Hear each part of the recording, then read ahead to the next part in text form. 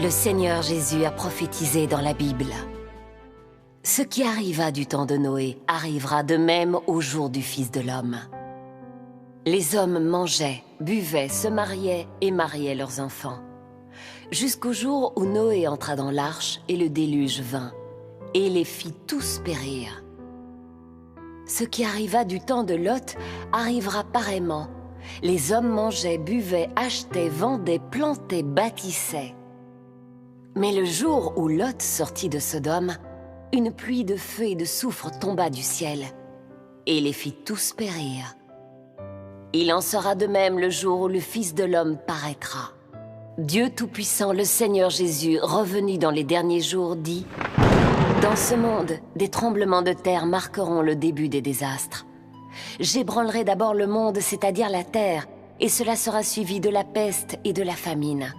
C'est mon plan, mes étapes. Je manipulerai tout pour que le service soit fait pour moi, pour réaliser mon plan de gestion.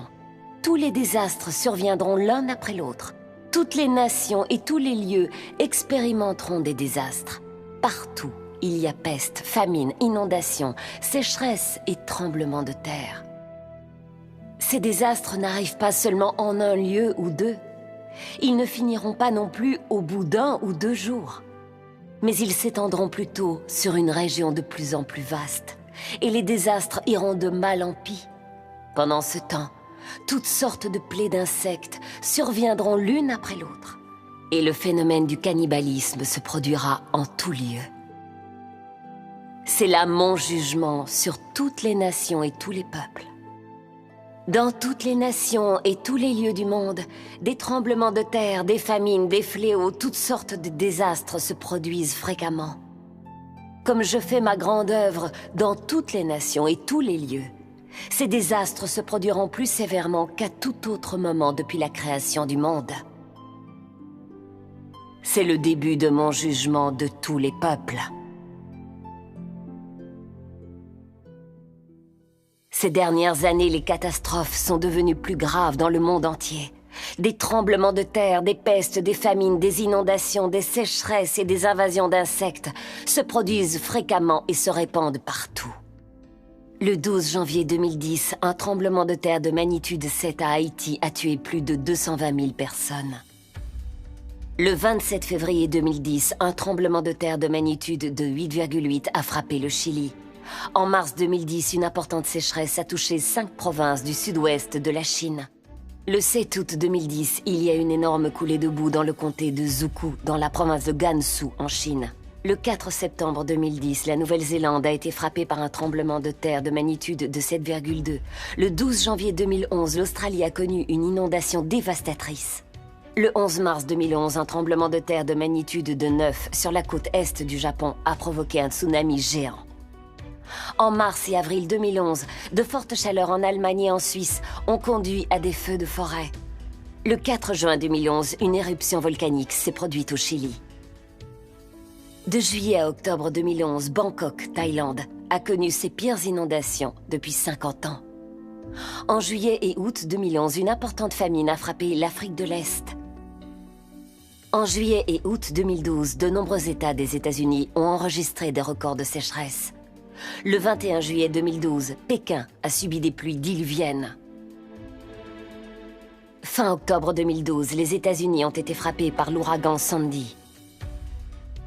En janvier 2013, une constante brume a enveloppé le centre et l'est de la Chine.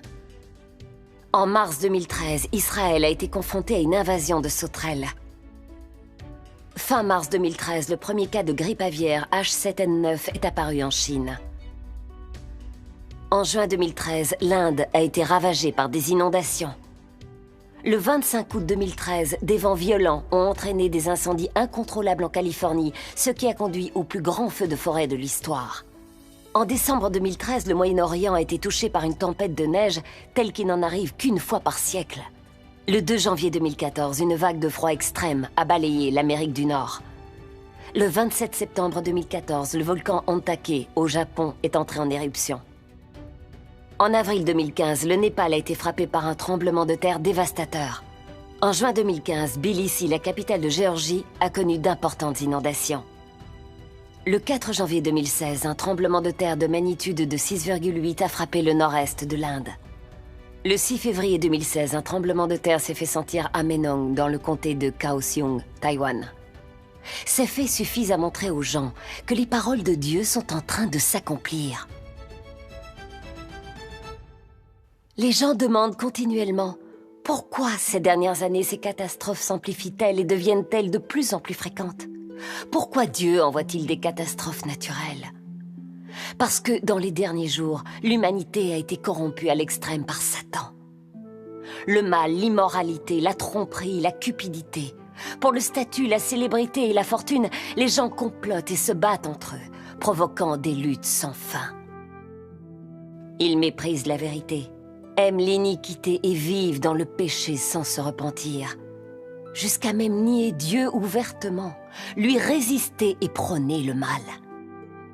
Même certains croyants dans les églises ont commencé à chuter, suivant les tendances mauvaises du monde et savourant les joies du péché. Une telle ère de méchanceté est véritablement la réapparition des jours de Noé. Le Seigneur Jésus a prophétisé dans la Bible. Ce qui arriva du temps de Noé arrivera de même au jour du Fils de l'homme. Le Seigneur Jésus est revenu dans les derniers jours en tant que Dieu Tout-Puissant incarné, exprimant toute vérité pour purifier et sauver l'humanité et accomplissant son œuvre de jugement des derniers jours. Cependant, il est confronté à la résistance et la condamnation acharnée du gouvernement athée et du monde religieux. Il n'y a personne qui cherche la vérité et la lumière, ni personne qui cherche activement la manifestation et l'œuvre de Dieu. Cela montre que toute l'humanité est corrompue et mauvaise, au point de mépriser la vérité et de traiter Dieu comme son ennemi. Dieu est un Dieu saint et juste, et son tempérament ne peut pas être offensé. Quand une humanité si profondément corrompue ne se confesse ni ne se repent envers Dieu, comment pourrait-elle ne pas être détruite par les grandes catastrophes que Dieu est sur le point d'envoyer? Ainsi, face à la catastrophe imminente, que pouvons-nous faire pour être protégés par Dieu et survivre au désastre, comme l'a fait Noé? Dieu Tout-Puissant dit: jette un regard en arrière à l'époque de l'arche de Noé. L'humanité était profondément corrompue, elle s'était détournée de la bénédiction de Dieu. Dieu n'en prenait plus soin et l'humanité avait dès lors perdu ses promesses. Les hommes vivaient dans les ténèbres, sans la lumière de Dieu. Ainsi, par nature, ils devinrent indécents, abandonnés à une hideuse dépravation. De tels hommes ne pouvaient plus recevoir la promesse de Dieu. Ils n'étaient pas aptes à voir sa face, ni à entendre sa voix, car ils l'avaient abandonné. Ils avaient écarté tout ce qu'il leur avait accordé. Et ils avaient oublié ses enseignements. Leur cœur s'éloignait de plus en plus de Dieu.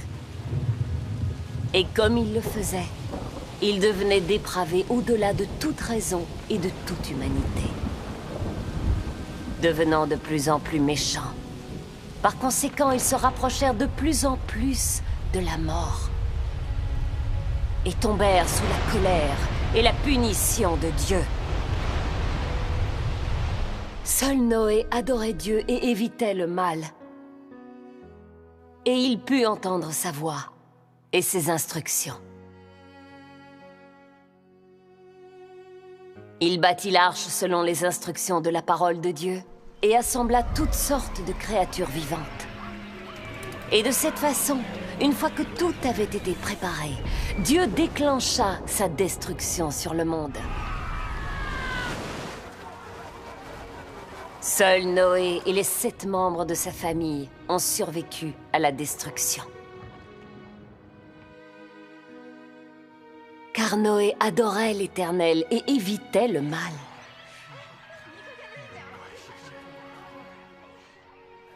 Je dois te dire qu'au temps de Noé, les hommes mangeaient et buvaient, se mariaient et donnaient en mariage à un tel point qu'il devint insupportable à Dieu d'en être témoin. Il fit donc tomber un grand déluge pour détruire l'humanité. Il n'épargna que 8 membres de la famille de Noé, ainsi que toutes sortes d'oiseaux et d'animaux. Dans les derniers jours cependant, Dieu gardera tous ceux qui lui auront été fidèles jusqu'à la fin. Bien qu'il fût insupportable à Dieu de voir ces 2 moments de grande corruption, et que l'humanité dans les 2 ères fut tellement corrompue qu'elle niait que Dieu est le Seigneur, tous les hommes du temps de Noé furent détruits par Dieu. L'humanité dans les 2 ères a grandement affligé Dieu. Mais Dieu est resté patient avec les hommes dans les derniers jours jusqu'à présent. Pourquoi ? Avez-vous réfléchi à cela? Si vous ne le savez vraiment pas, alors laissez-moi vous le dire. La raison pour laquelle Dieu peut traiter les hommes gracieusement dans les derniers jours n'est pas qu'ils soient moins corrompus que les hommes dans le temps de Noé, ou qu'ils se soient repentis devant Dieu. Encore moins est-ce parce que Dieu ne peut pas supporter de détruire les hommes dans les derniers jours où la technologie a progressé. C'est plutôt que Dieu a une œuvre à accomplir avec un groupe d'hommes dans les derniers jours. Et cela se fera par Dieu, incarné lui-même. En plus de ce groupe, Dieu choisira un nombre d'hommes comme objet de son salut, comme le fruit de son plan de gestion, et amènera ces hommes dans l'ère suivante. Si l'humanité ou un pays veut avoir un bon sort, alors l'homme doit se prosterner devant Dieu en adoration, se repentir et se confesser devant lui. Sinon, le destin et la destinée de l'homme finiront inévitablement par une catastrophe.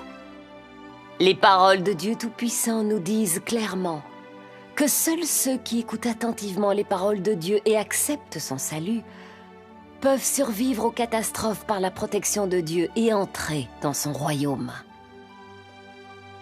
À l'opposé, tous ceux qui ne cherchent pas la vérité, refusent d'écouter la voix de Dieu et rejettent son salut, seront détruits dans les grandes catastrophes. Les histoires vraies suivantes se sont déroulées en Chine continentale. Lors du tremblement de terre de Wenchuan le 12 mai 2008, une commune a complètement disparu. C'était la commune de Qimping à Mianzhou, dans la province du Sichuan. Comme le gouvernement du PCC a caché cette nouvelle, très peu de gens le savent. Qimping était situé au nord-ouest de Hanwang à Mianzhou, au cœur des montagnes. Avant le tremblement de terre, c'était un paradis avec de l'air pur, des eaux claires, un ciel bleu, et riche en kiwis et ginkgo. Dieu lui donna un cadre magnifique et une abondante production pour nourrir les habitants. Mais ceux-ci n'adoraient pas Dieu. Ils ne recherchaient que l'argent et s'adonnaient au plaisir du péché. Comme Qimping bénéficiait de belles montagnes, d'eau claire et d'un cadre pittoresque, et qu'elle était une réserve naturelle d'oxygène sans qu'il y ait besoin de climatisation en été, c'était un lieu idéal pour le temps libre et la convalescence. Les habitants ont donc commencé à proposer des loisirs en espace agricole et à promouvoir fortement le tourisme. C'est devenu un lieu de divertissement populaire pour les représentants du gouvernement de tout rang. Beaucoup de représentants voulaient travailler à Qimping. Et de nombreux dirigeants à l'échelon provincial sont devenus des visiteurs réguliers. L'arrivée de ces représentants du gouvernement a favorisé le développement d'hôtels de karaoké, de clubs de remise en forme, de salons de massage des pieds et de salons de coiffure. Ainsi, bien que Qimping soit situé au cœur des montagnes, c'était également un lieu de débauche, de néon et de vie nocturne éblouissante. Les responsables du PCC ont fait de ce bel endroit créé par Dieu un Sodome moderne.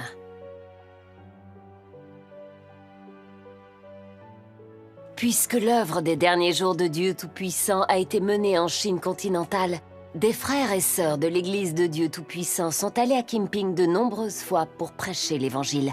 Mais les habitants pensaient que leur vie était prospère, sans souci concernant la nourriture ou le vêtement, et qu'ils n'avaient donc pas besoin du salut de Dieu. Ils ont alors chaque fois rejeté l'Évangile du royaume de Dieu Tout-Puissant et ont claqué la porte au salut de Dieu. Ils ont même maltraité les frères et sœurs de l'Église de Dieu Tout-Puissant en disant « Notre vie est très bien maintenant.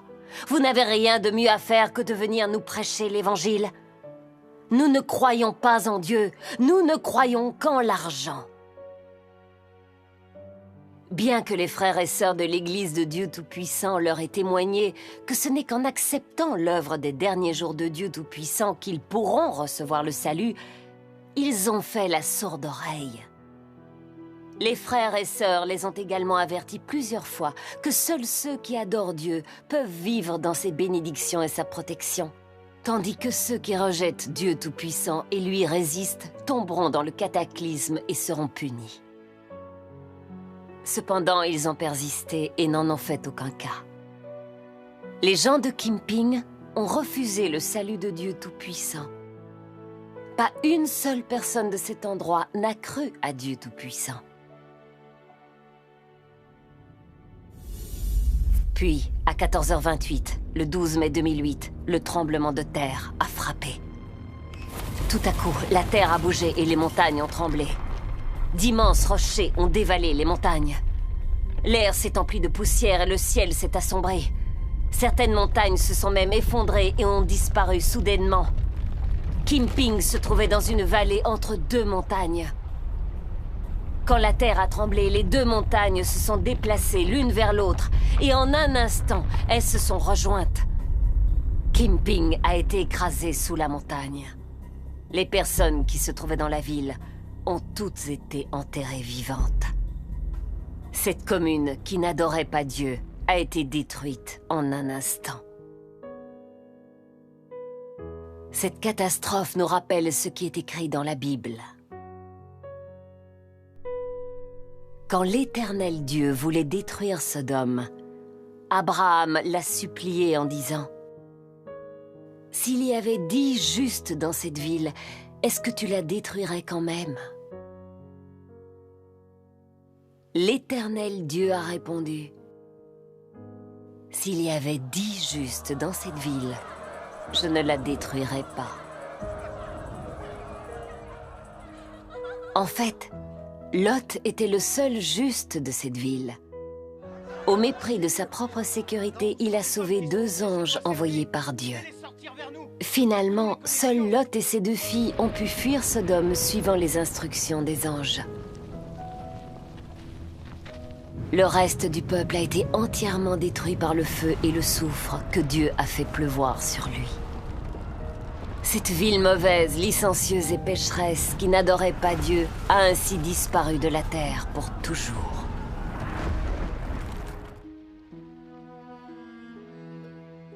On peut dire que la commune de Kimping était la Sodome moderne. Mais sa destruction n'a pas conduit les gens à l'introspection.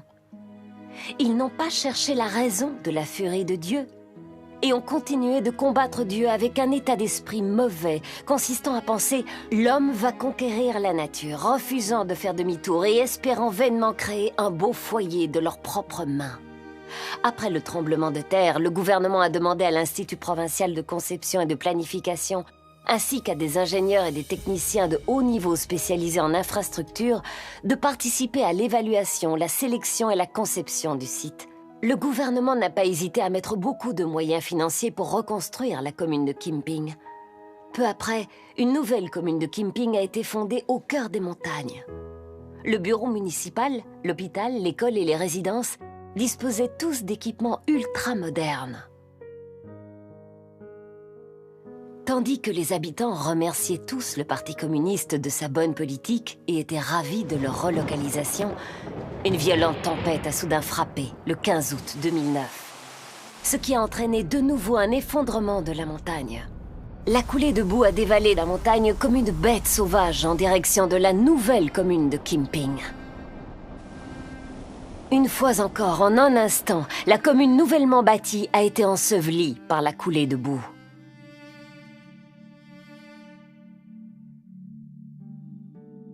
Le terrain était incliné des deux côtés. Les deux se sont effondrés. On ne pouvait se tenir que sur un pied là-haut, comme une lame. Une falaise s'est formée. Tant de gens avec qui j'ai mangé et travaillé ont disparu tout à coup. C'était terrifiant.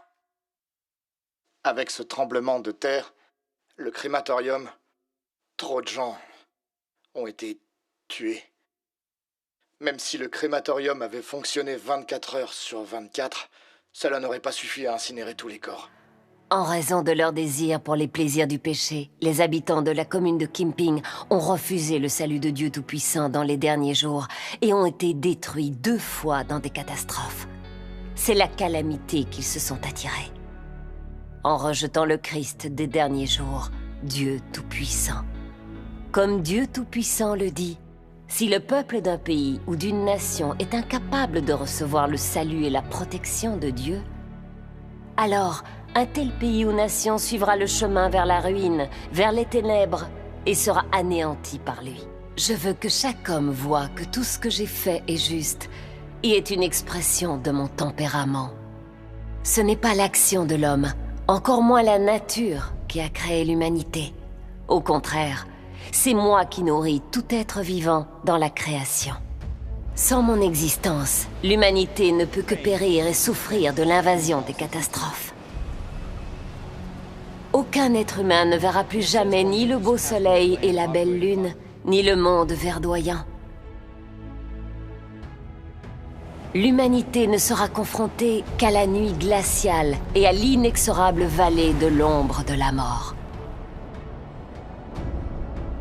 Je suis le seul salut de l'humanité. Je suis le seul espoir de l'humanité. Et bien plus, je suis celui sur qui repose l'existence de toute l'humanité. Sans moi, l'humanité arrivera immédiatement à un arrêt complet. Sans moi, l'humanité souffrira la catastrophe et sera piétinée par tout genre de fantômes. Bien que personne ne tienne compte de moi. Dieu est le seul salut de l'humanité. Si nous abandonnons le salut de Dieu dans les derniers jours, quels que soient nos biens, notre statut ou notre pouvoir, ceux-ci ne pourront pas nous sauver des souffrances de la catastrophe. Dieu Tout-Puissant dit « C'est moi qui provoque la catastrophe, et elle est bien sûr orchestrée par moi. Si vous ne pouvez pas sembler être bon sous mes yeux, alors vous n'éviterez pas de souffrir la catastrophe. Ma miséricorde est pour ceux qui m'aiment et qui renoncent à eux-mêmes. Et la punition infligée aux méchants est justement la preuve de mon tempérament juste. Et beaucoup plus, le témoignage de ma colère. Quand sonnera l'heure de la catastrophe, la famine et la peste frapperont tous ceux qui s'opposent à moi, et ils seront en pleurs. Tous ceux qui ont commis tout genre de malice, mais qui m'ont suivi pendant de nombreuses années, n'échapperont pas à l'accusation. Ils vivront eux aussi dans un état constant de panique et de peur, en plein dans la catastrophe qui a rarement été vue à travers les siècles. Et ceux parmi mes disciples qui n'auront été fidèles qu'à moi se réjouiront et applaudiront ma puissance. Ils expérimenteront une satisfaction ineffable et vivront dans une joie que jamais je n'ai accordée à l'humanité. Car j'attache du prix aux bonnes œuvres des hommes et déteste leurs mauvaises œuvres. Les paroles de Dieu Tout-Puissant nous disent que c'est Dieu qui déclenche les catastrophes et les manœuvres. Il utilise les cataclysmes pour détruire tous les méchants qui lui résistent. Et aussi pour avertir et éveiller la partie du peuple qui a un cœur et un esprit. Pour l'amener devant lui afin qu'elle accepte son salut des derniers jours. C'est l'œuvre que Dieu accomplit dans les derniers jours. Les gens qui ne croient pas en Dieu pensent que les cataclysmes sont simplement des catastrophes naturelles qui ne font pas de distinction. En réalité, chaque catastrophe s'accompagne d'une mission. Combien de personnes meurent lors d'un tremblement de terre ou d'une peste? Combien de personnes meurent dans une inondation ou une guerre? Quelles catastrophes détruisent qui? Tout cela est déterminé à l'avance par Dieu. Ceux qui sont condamnés ne peuvent échapper. Le tempérament de Dieu est saint et juste. Il ne peut être offensé. Face à la catastrophe, tous les méchants qui résistent à Dieu ne peuvent échapper à la main de la punition de Dieu, quelles que soient les méthodes qu'ils utilisent pour se sortir de la situation. Tandis que ceux qui croient sincèrement à Dieu Tout-Puissant et s'appuient sur lui échapperont à la mort même s'ils se trouvent à l'épicentre d'un tremblement de terre. Dieu les protégera miraculeusement de la catastrophe et les sauvera. Nous allons maintenant vous raconter les histoires vraies de frères et sœurs de l'Église de Dieu Tout-Puissant qui ont reçu la protection et le salut de Dieu dans la zone la plus touchée par le tremblement de terre au Sichuan le 12 mai 2008.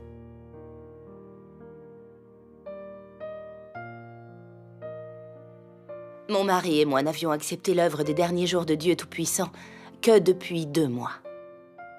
Comme je suis paralysée, je suis souvent immobile. Et je passe la plupart de mon temps alité. À l'époque, nous vivions au 4e étage. Lors du tremblement de terre, l'immeuble a bougé violemment. Le lit a été secoué et j'ai été éjectée. Dès que j'ai atterri sur le sol, le toit s'est effondré et s'est écrasé sur le lit. Un autre morceau du toit qui est tombé a été bloqué par une chaise. Ce qui a créé un endroit en sécurité exactement là où j'étais allongée. Je n'ai pas du tout été blessée. Une pensée m'est alors venue à l'esprit. Rampe tout droit et vois si je peux trouver une issue. J'ai donc rampé, j'ai poussé une brique avec la main et j'ai vu de la lumière. J'ai alors appelé à l'aide, loin d'imaginer que mon fils aîné m'entendrait. Il a donc commencé à creuser et j'ai été libérée 3 heures plus tard. Au moment où le tremblement de terre s'est produit, mon mari était dans les toilettes, je l'appelais à l'aide. Mais il a été 2 fois bloqué par la porte des toilettes. C'est alors que le toit s'est effondré et qu'un panier en bambou est tombé. Mon mari a été protégé en s'asseyant à l'intérieur du panier en bambou. Il a été coincé dans les décombres pendant 30 heures. Au moment où il paniquait et ne savait pas vraiment quoi faire, il a prié Dieu et il a remis sa vie dans la main de Dieu.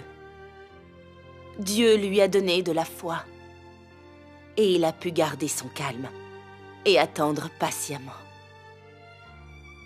Mon fils appelait alors les militaires pour qu'ils viennent aider mon mari. Ils avaient peur des risques et ont refusé d'aider. Mais comme mon fils continuait de les supplier, ils ont finalement accepté d'aider mon mari. Rendons grâce à Dieu. Mon fils aîné travaillait à l'usine de turbines Dongfang. Ce jour-là, il avait permuté sa journée de travail avec un collègue. Alors, il n'était pas allé travailler. Plus tard, il a appris que beaucoup de ses collègues étaient morts. Grâce au changement de journée, mon fils a évité la catastrophe. Mon petit-fils avait 7 ans à l'époque et allait à l'école primaire de Dongki. Après le tremblement de terre, il a réussi à dégager et il n'a pas été blessé du tout. Rendons grâce à Dieu. Nous sommes reconnaissants envers Dieu Tout-Puissant. Rendons grâce à Dieu. Du fait de notre croyance à Dieu Tout-Puissant, mon mari et moi, les 3 générations de notre famille ont été préservées par Dieu. Louange à Dieu. L'amour de Dieu Tout-Puissant est vraiment immense. Je peux en parler pendant des heures. Oui, rendons grâce à Dieu.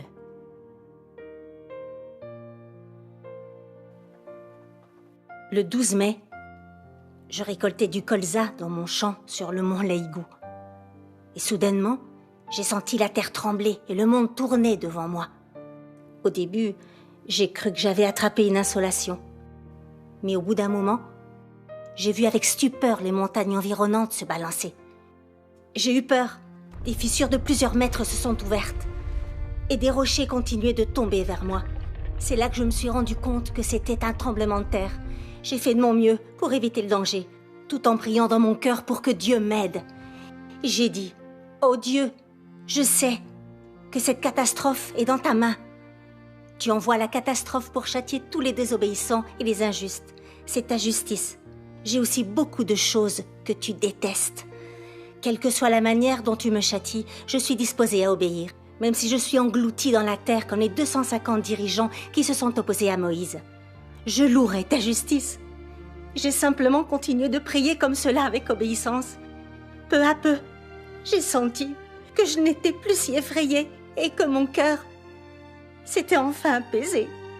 À ce moment-là, il s'est produit quelque chose d'inattendu. J'ai été témoin de l'acte merveilleux de Dieu. Comme le tremblement était extrême, la montagne sur laquelle je me trouvais s'est ouverte en deux jusqu'en bas, comme si elle avait été coupée par un couteau. La moitié de la montagne, à côté de moi, s'est affaissée en ligne droite. Mais l'autre moitié sur laquelle je me tenais ne s'est pas effondrée. Et je me suis rendu compte que je n'ai pas eu une seule égratignure. Lors du tremblement de terre, ma famille a vu de loin la montagne sur laquelle je travaillais s'écrouler. Tout le monde a pensé que j'étais morte. Ils n'ont jamais imaginé que je pouvais revenir saine et sauve. Toute ma famille a été très émue. Les non-croyants qui m'ont vue ont dit « Tu as eu beaucoup de chance. » Mais je sais que ce n'était pas de la chance. C'est Dieu qui a pris soin de moi et m'a protégée. J'ai aussi parlé de mon expérience à beaucoup de frères et sœurs de mon entourage. Lorsqu'ils l'ont entendu, ils ont tous dit « Dieu Tout-Puissant est omnipotent et merveilleux. Rendons grâce à Dieu. » Je me souviens que le 12 mai, j'étais dans un bus, en direction de Zhangzhou. On était une douzaine de passagers. À 14h28, le bus était arrivé au pied d'une montagne. Il a soudain commencé à remuer violemment et on a alors entendu des bruits assourdissants d'impact. J'ai compris que c'était un séisme. Des rochers se détachaient constamment de la montagne, bloquant le devant comme l'arrière du bus et détruisant son toit. À ce moment-là, c'était le chaos dans le bus. Tout le monde essayait de s'échapper. En courant, ils criaient aux cieux. Certains appelaient Bouddha, d'autres Guanyin. Quand j'ai entendu cela, j'ai commencé à m'inquiéter. Parce que je savais que c'étaient tous des faux dieux et des esprits malins. Ce n'est pas en appelant ces choses qu'ils allaient être sauvés. Alors j'ai crié. « Vous avez tous tort! Vous devez invoquer Dieu Tout-Puissant !» Mais à ce moment-là, personne ne m'a écouté. Parce qu'ils ne pensaient qu'à s'échapper. Au bout d'un moment, tous les passagers du bus s'étaient enfuis, me laissant seul derrière eux. Alors j'ai continué d'implorer « Dieu Tout-Puissant, sauve-moi !»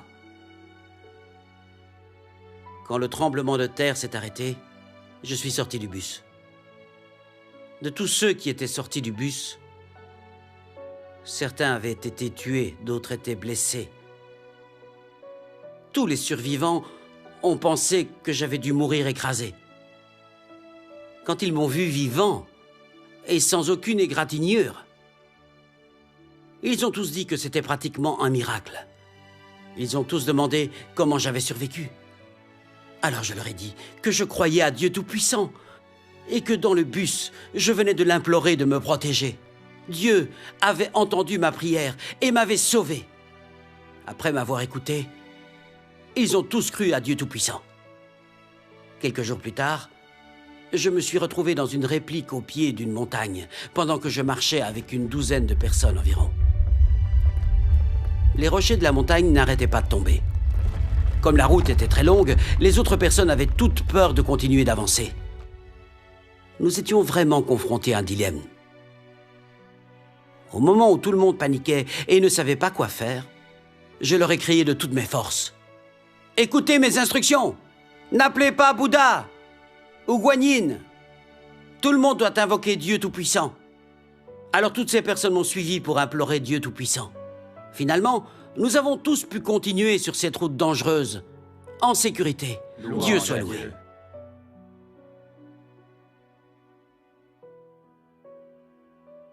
Mon beau-père a l'habitude de faire la sieste l'après-midi. Mais vers midi, le 12 mai, il a dit qu'il n'arrivait tout simplement pas à s'endormir. Il s'est alors levé pour continuer à travailler. Je l'ai accompagné pour arracher des mauvaises herbes. Et dès que nous sommes arrivés, la terre s'est mise à trembler. Notre maison s'est complètement effondrée. Mais comme nous n'étions pas à l'intérieur à ce moment-là, nous n'avons pas du tout été blessés. C'était vraiment la protection merveilleuse de Dieu. Rendons grâce à Dieu. Ma fille n'avait que 10 ans à cette époque-là. Elle était à l'école le jour du tremblement de terre. Tous les bâtiments de son école se sont effondrés un après l'autre. La plupart de ses camarades de classe sont morts écrasés. Seuls 4 ont survécu. Parmi eux, seule ma fille s'en est sortie complètement indemne. Les 3 autres ont tous été grièvement blessés. Je suis reconnaissante envers Dieu Tout-Puissant. Sans la protection de Dieu Tout-Puissant, il aurait été vraiment impossible que nous arrivions à survivre à un tel cataclysme. Rendons grâce à Dieu. Dans ces cas réels, nous pouvons voir que, même pour les gens qui sont si profondément corrompus qu'ils devraient être détruits, s'ils peuvent se confesser et se repentir devant Dieu, ils laissent leur mauvaise conduite derrière eux et vont à Dieu pour accepter son salut. Dieu leur montrera de la miséricorde et les protégera dans la catastrophe.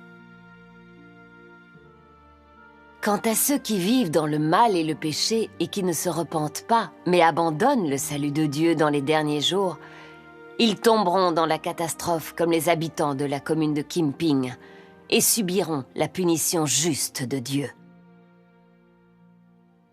Comme Dieu Tout-Puissant le dit, Dieu a utilisé son attitude pour dire aux gens ce qui suit.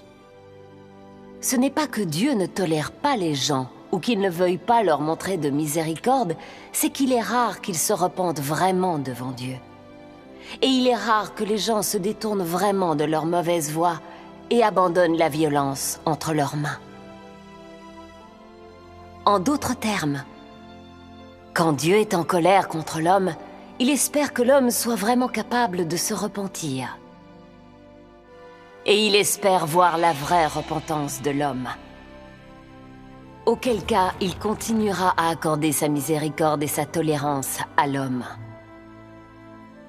C'est dire que la mauvaise conduite de l'homme entraîne la colère de Dieu, tandis que la miséricorde et la tolérance de Dieu sont accordées à ceux qui écoutent Dieu et se repentent vraiment devant lui.